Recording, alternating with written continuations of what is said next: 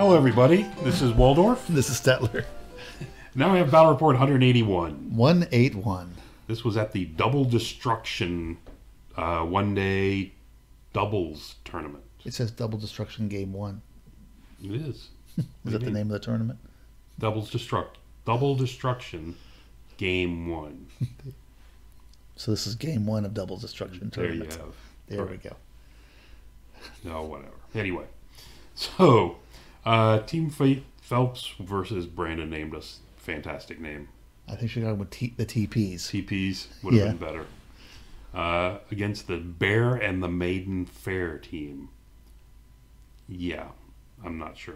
Anyway. Was one of them a chick? Nope. 2 guys. Yep. Which one was volunteering to be the maiden? We won't talk about that. Okay. I'm guessing Cassidy. At Titan Games. Yeah. Titan Games.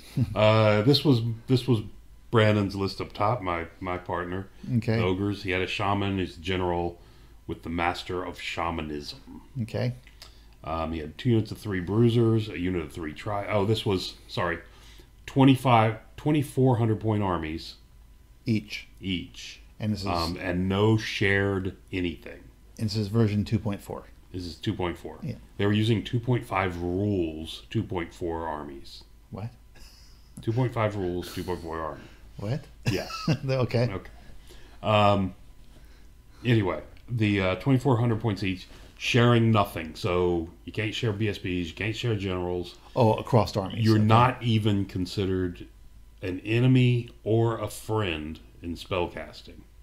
Okay. Which was something I really kind of didn't like.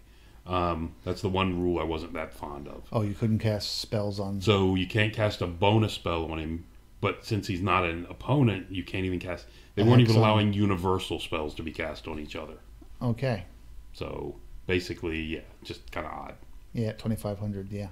24, 50. So anyway. Okay. So this was his list. He has Shamanism Master, 2 units of 3 Bruisers, unit of 3 Tribesmen, 7 Mercenaries, Full Command, Plate, Poison, Iron Fist, Swift Stride Banner, and a Woolly Mammoth. Okay. His wasn't woolly. He was just a mammoth. Okay. I took a Feral Orc Warlord as my general on a boar. Paired weapons, Mithril Mail, Shady Shankin, Potion of Swiftness, and the Ale Flask. Okay. I took a BSB Feral Chief, BSB, with the Basalt Infusion, Hero's Heart, and paired weapons. Okay. So 5 attacks each. They just put out a lot of hurt. 24 Feral Orc Ed Bashers, full command in the Green Tide Banner. 5 Wolf Riders with shields, no bows or whatever. 6 common mounted Ed Bashers, full command Lance Shield to put the 2 characters in, and a Gargantula. Okay. So that's my army. That was our team. Their team, they had Dwarves. They had a general with a Holdstone, shield, runes of destruction, 2 runes of iron, 2 runes of shielding, smashing rune.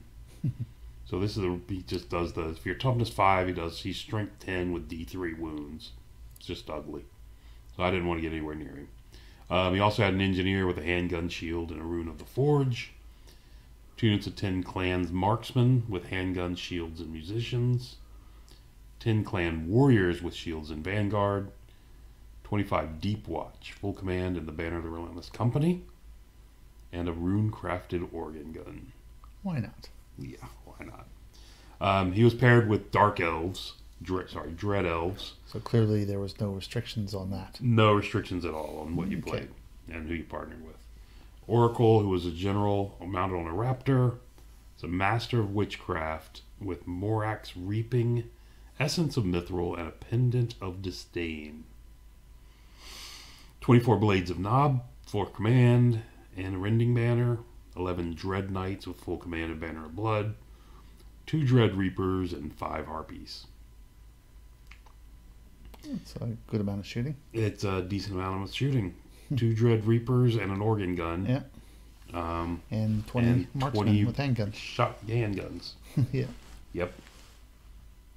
Good shooting. So we played on Mars. Yes, that looks like it. Well, at least the forests are green. And the hills. Forests are on the right, hill up on the middle. Top left we played as impassable. Down here, the building we played as impassable because that's the new 205 rules. Right. And up top right, we played that as a ruin. Okay. And there's a fence there that got moved. It's supposed to be alongside that building.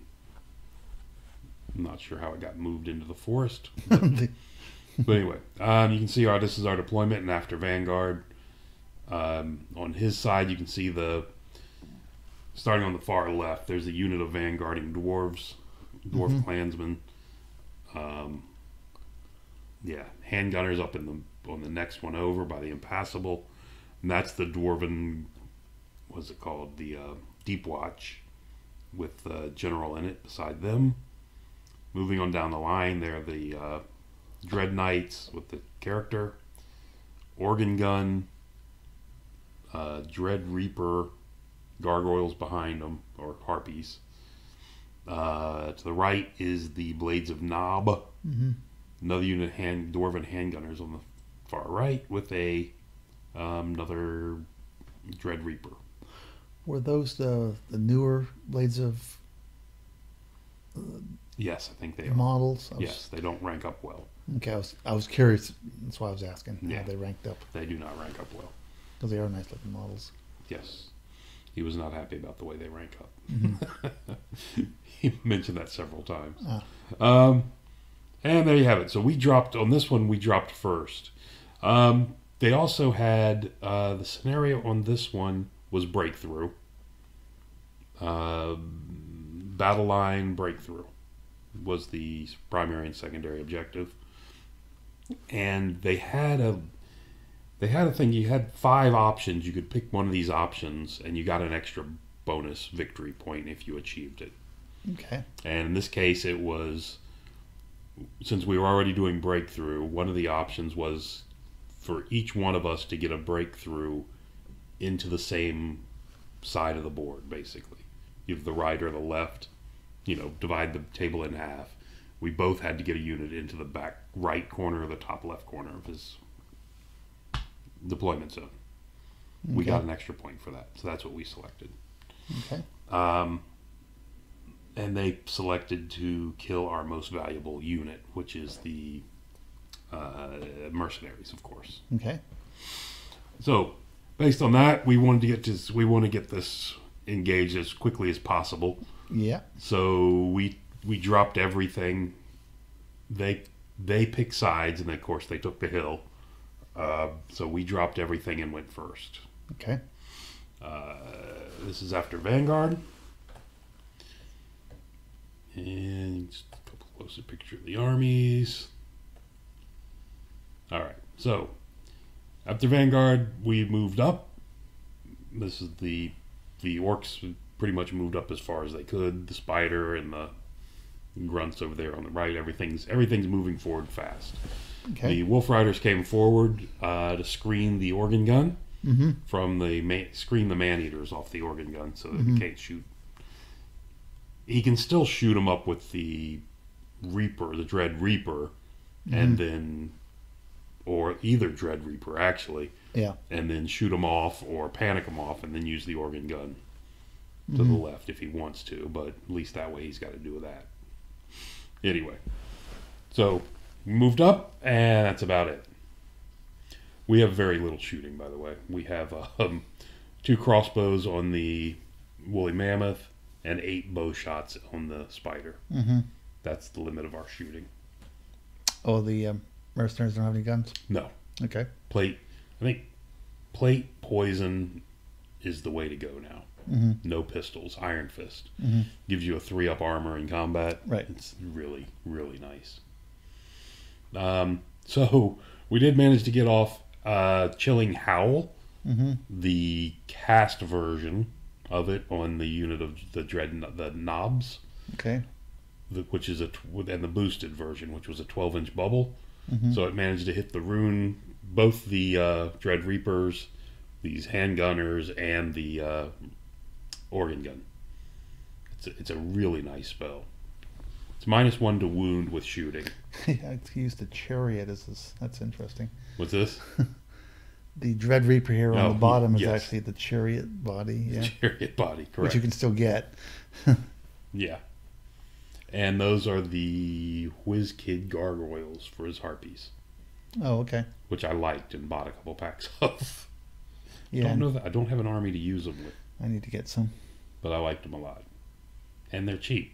I mean, they're $2.50 a bottle. Yeah. So anyway, moving on. So his turn. He uses Relentless Banner. He's done quite a few things. I guess I didn't get a picture during his Yeah, I don't see during any. some of it. I don't see any So- Wolf Riders. On the left, he uses his Relentless Banner and marches up 15 with the dwarves and gets right in the face of these two units on the left. Mm-hmm. The unit of Dread Knights on the hill charged into the Wolf Riders, Mm-hmm. and of course made short work of them. Okay, so they stood. They stood and made him take it, because this way is even better, because now he can't shoot him off with the Dread Right. Reaper. It's shoot something else. He has to shoot something else, and it forces him shooting over there. Well, did that. You can see the blades of knob have backed up a bit, Mm-hmm. and that's pretty much his movement for that turn. The off to the far left, the clan warriors came forward, clansmen or whatever they are. Clansmen. It's probably not the right word for I that. think it's appropriate for dwarves. It may not even be appropriate. Mhm. So then, because of that, both the Dread Reapers and the organ gun and the dwarven handguns all shot into my spider, and Oh, really? Okay. and did 5 wounds to it. Okay. I mean, he's rolling for 6s, but he got enough of them. Except for the organ gun, it's rolling for 5s. Because he's +1 to wound, -1 with the organ gun. He was, Oh, he didn't do single bolt on the. and he spider. did not do single bolts. Okay. Did multiple bolts. So anyway, like I said, put 5 wounds on it though. So it's Okay. got 3 left. Okay. Yeah, it crippled it. Yeah. 1 round of shooting. Anyway, moving on. Declaring charges. The ogres both the ogres and the spider declare the charge on the handgunners. Mm-hmm. He stands and shoots, hoping to put another wound or 2 on the spider on his way in. Because he's got the what spell did he have on me? Oh, he's got the that's why he shot multiple shots. Because the spider, he has the new Bewitching Glare spell on me. Okay. So, and the boosted version. Yeah. So every 6 he rolls to an hit extra counts hit, as an extra yeah. hit. Anyway, so both the spider and the ogres charge in. So the ogres need a 9. Spider needs a 5. Not terrible. Spider, the ogres getting in would be very helpful. Mm-hmm. So we got that. Off on the left, So the spider made it in. the spider made it in. The ogres did not. Mhm. You can see the boar boys moved up a bit to get in position for what they want. And the feral orcs came up. Woolly mammoth placed itself. Let's see if I can back up and see if it's got a better view of it. Probably not.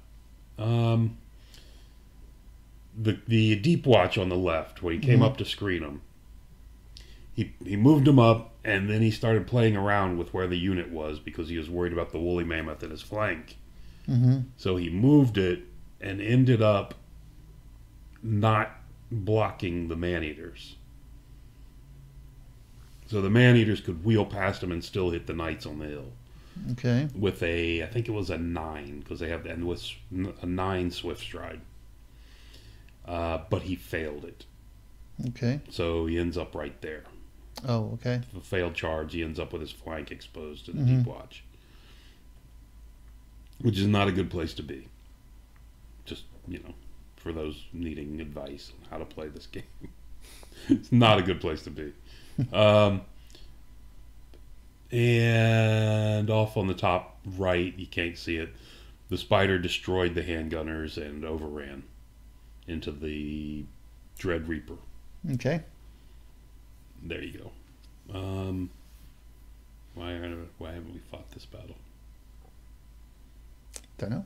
Did I just take the pictures out of order? Yeah, there you go.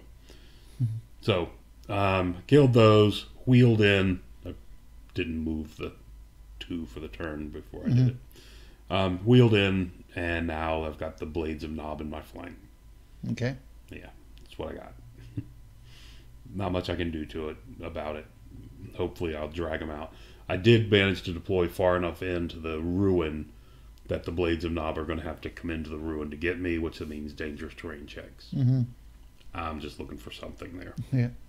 All right. So the man-eater, the mercenaries right now, he declares a charge. He declares a charge on them. Well, the problem is the mercenaries. We could do nothing to get the mercenaries out of danger because of that failed charge. If the bruisers came up far enough to chaff them, the deep watch, then he can hit the bruisers and overrun into the flank of the mercenaries anyway. And the mercenaries don't have a charge reaction to that. Yeah. So what we did is we backed off the bruisers, and the plan was to just run with the mercenaries when they got charged. Well, you got to charge them with the bruisers and swept them off the field. That's a good point. With your 3 models. But we didn't know it at the time. Yeah. The problem is we didn't know we were going to fail the charge at the time. Yeah, 9. That's kind of risky. It was kind of risky. Yeah. It was a risky charge. Yeah. And this is what happens when you do risky charges. Yep. So anyway, so that's where we are. So he declares a charge with the. What was he? First he declares a charge with the Dread Knights. Okay. And the mercenaries fled from that charge. Okay. Turns out that's a terrible mistake. We should have held for that one and waited to see what the other guys did.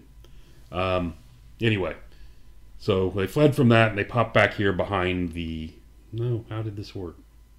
Something's missing. They should have run away from the. Been slightly behind the bruisers, but not completely. Something happened. Depends He fled from that. Depends how high you rolled, also. He fled from that and popped behind the bruisers. He did, okay. Yeah, okay. So he fled from the guys on the hill, popped behind the bruisers. The Dread Knights then redirected into the Feral Orcs. Okay. Which he needs like an 8 to get to me. Reroll. Oh, he's not half on the hill. He was not half on the hill. Unfortunately, I can't run, or I would have liked to have run from that charge. Then the Deep Watch declares a charge into the bruisers. Okay. And again, with the same reasoning, if he hits the bruisers, beats them, overruns into the fleeing mercenaries, they die. Right. So the bruisers fled, and then he redirected into the already fleeing mercenaries, which weren't that far away, who managed to roll an 11 and get off the table. Oh, okay. Because they'd been bounced twice from that position. Yeah. And the second one, a 10 would have kept him on the table. I see. 11 pushed him off. Okay. So now we've lost our mage, his general, and the most expensive unit we have. And given him his extra victory point. And the bruisers are fleeing, and he gets the extra victory point. Yeah, it's all over a very bad happening. Yes. On the other side, he declared a charge into there, the Blades of Nob, into my spider, which I like my spider, but it can't deal with that, especially not with 3 wounds left. Over here, there's where the and if you notice where the woolly mammoth is, in regards to where those dread knights are going to overrun into. Yeah, he made the charge. Yeah, he made that charge, and on the left, he made the charge with the dwarves into the bruisers. Okay. Far left. So none of that's looking good. You don't look like you got a lot of time for shopping. So there you go. So there's the dwarves in the center of the board. And now he's casting magic. He's casting magic on me. He just got the bewitching glare, which gives him the battle again. Right. The battle fury, battle focus. He tries to shoot up my orc boar boys. Doesn't achieve that very well. We managed to get off the chilling howl. on him again. Okay. But he kills 2 boar boys, so nothing major there. And there we go. These were the casualties. It was only like 16 and an extra wound on my champ, while I did 1 back, because he put the wheel turns on the actually that's not, he did not put the bewitching glare. He put the wheel turns on the orcs, so they need 4s to hit and 4s to wound, which brought my wound down from 3 to 4. Yeah. Not a major spell, but enough that it saved him a couple wounds probably. Anyway, so yeah, with that wounds and my redoing 1 back, that's an auto break. So they're going to overrun and smash into the side of the woolly mammoth. Okay. Up top, you can see the blades of Knob have destroyed the spider, and they've turned to face my saved his bolt thrower. boar boys, and he saved his bolt thrower by doing that, because I didn't get to attack because he went before me. Okay. But you didn't chaff up your boar boys. He did not. He forgot to move his harpies. Okay. There's also an engineer back there somewhere. He forgot to move them. Moving on to our turn 3. Looking at that, the boar boys decide the best thing they can do is charge the bolt thrower, the Dread Reaper. Yep. And line up the overrun into the organ gun. Right. So you move forward and turn because you can, and centered your unit so correct. you can pass through. Okay. Center the unit so I can pass through. The ogres on the right had a 8-inch charge into the flank of the blades of Knob. And he took it because they're in the ruin. They will not be steadfast. Right. And he's like, if I can get a charge, a couple wounds through, and a flank, then they're testing on, and they're not steadfast. Right. They might be testing on a 7 or something. But he failed his charge. Okay. What's the deal with the name of this game is failed charges. I see the banner guy on the flank here. That is a dead guy. Okay. He had a couple banners in this unit. I see. Okay. Just the models. Over here, the ogres held from the first round of combat. Over on the far left. Okay. Let's see. You got rid of the bolt thrower. So I killed off the bolt thrower, overran into the organ gun, panicked the harpies off the board. Okay. Again, you can't see him, but right down behind the organ gun is the engineer on foot. Okay.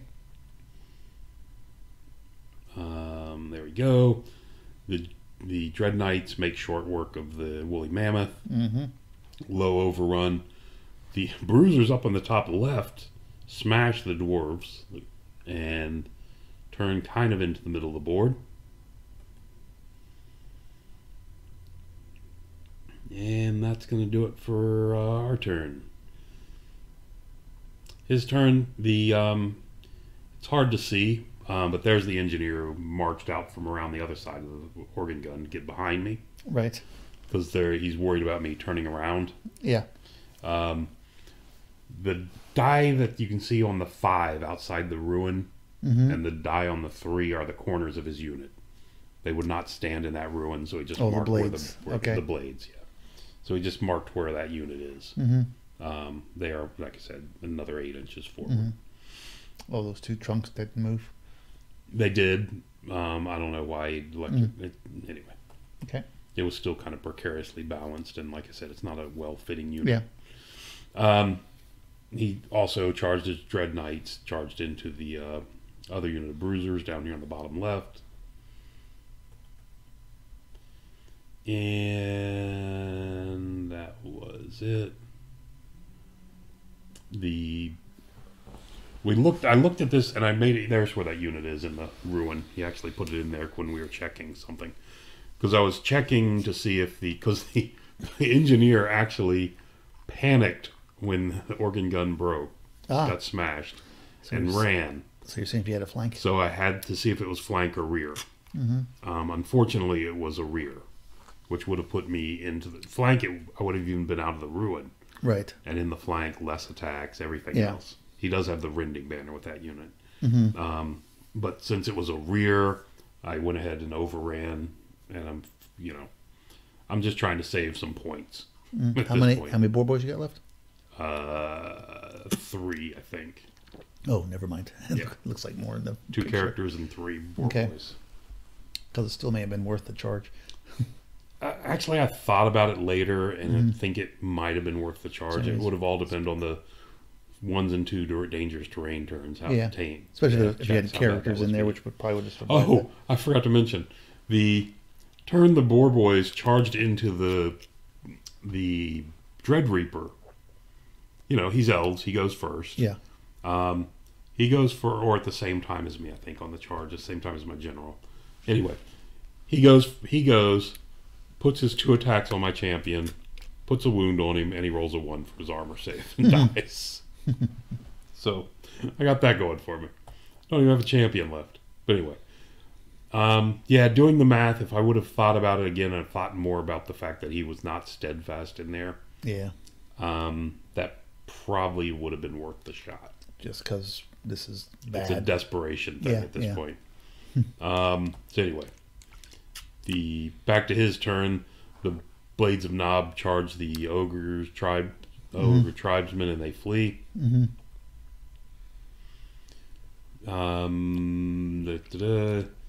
The Dwarves Deep Watch can't really figure out where they want to go. They end up turning around facing the Boar Boys. You can see the Dread Knights coming around the building here. Yep. This is a breakthrough scenario, though, and they're starting to figure they might have problems. Because right now we've got 1 unit in, right, and he's got 1, but that's their good fight unit and doesn't want to keep it there. Anyway, so back to our turn. The Boar Boys charge into the handgunners, smash them down, overrun, and stop an inch away from the impassable. Oh, that worked out. The bruisers on the far left just marched towards the back corner. Right. I got that. And that was it. The bruisers on the right, I'm sorry, the tribesmen on the far right that were fleeing did not rally. Okay. Which is unfortunate. Because if they could have rallied, they could have moved back up. You know, they could have rallied, stayed there, make him charge us, failed charge. Now he can't make his deployment zone. Right. If he doesn't charge us, then we move up on our turn and chaff him, and he can't get into the deployment zone. But of course, they did not rally. So that didn't work. Over here, he elected to leave the unit in the deployment zone and march his character out to stay within range of the bruisers. Okay. He's going to try to punish them before they can get away. It's a mage, right? It's his oracle, yes. Yeah, it looks like a Sylvan wood elf model. It's definitely on an elk. Yeah, it looks like a sister of the whatever they're called in Age of Sigmar these days. And the Deep Watch, you can see, turned around again and head back towards the deployment zone. Because, like I said again, he's realizing what the problem is. Here, the Blades of Nob march out of the ruin, and you can see the guys and the ogres running back down there. Okay. So based on that, my unit runs back around behind the hill. I'm in his deployment zone with a scoring unit. Nothing back there can bother me. Right. The 2 characters come out here.